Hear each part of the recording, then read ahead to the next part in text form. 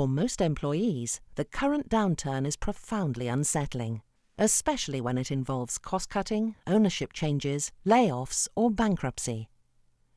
The emotional toll of uncertainty, grief, guilt, and anger can create major distress.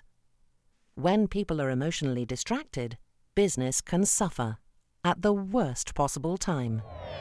Here are 5 ways to support your people, minimize declines in productivity, and build confidence in company leadership and the future.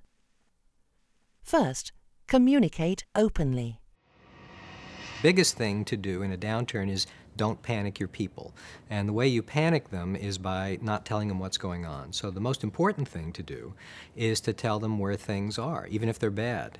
If you don't tell them, they make up an answer, and the answer they're going to make up is worse than the truth. So the most important thing is to keep them informed as to what you know, and if you don't know what's going on, tell them that.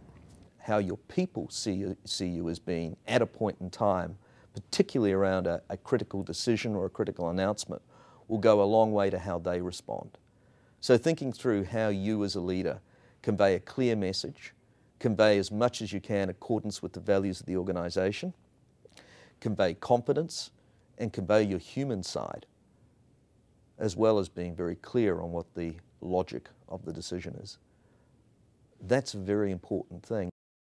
It's also important to think beyond layoffs where possible. The biggest mistakes companies make when they're thinking about staffing needs in a downturn is that they panic. Now, they don't think it through carefully. Somebody at the top of the organization makes a decision and says, we need to cut people.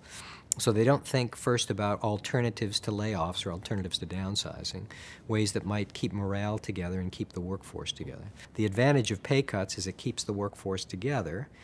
If you do it the right way, it can reinforce a shared sense of sacrifice that we're sort of in this together. There are some downsides to it. A lot of people worry about their top talent leaving. I think that's frankly a misplaced worry at the moment. Some companies, for example, have used sabbaticals, unpaid or lesser paid roles, where you basically tell people, we'd like you to go do something different for 6 months or so. We're going to pay you a small stipend while you go back to school or while you work for a nonprofit in the community on our behalf. We sometimes forget to be human during stressful times. Be sure to listen to and support your people.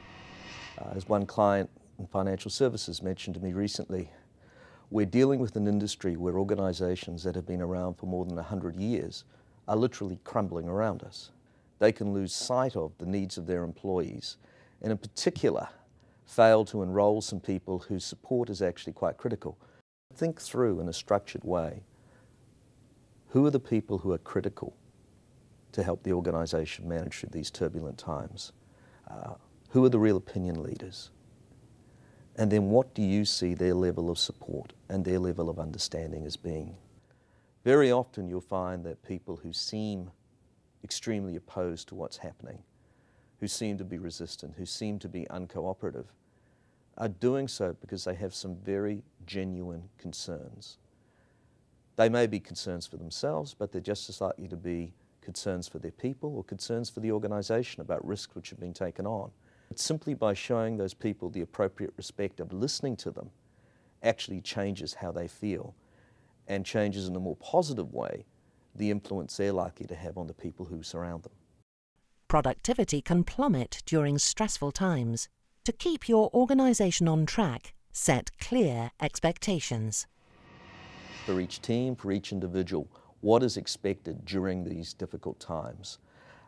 What are the objectives which have to be delivered on? What are the projects which have to be seen through to completion? But at the same time, what are the decisions that have to be made or have been made to respond to these challenges, and what do those mean for people? Those considerations help remove ambiguity, and they help set very clear expectations for what people need to do. Key part of setting expectations then is driving results. Being very clear, what are the critical milestones? Where are necessary lead indicators in place? What do we ultimately expect to achieve? To have the means in place to track those without being unduly burdensome, and to be able to intervene where it looks as if things are going off track.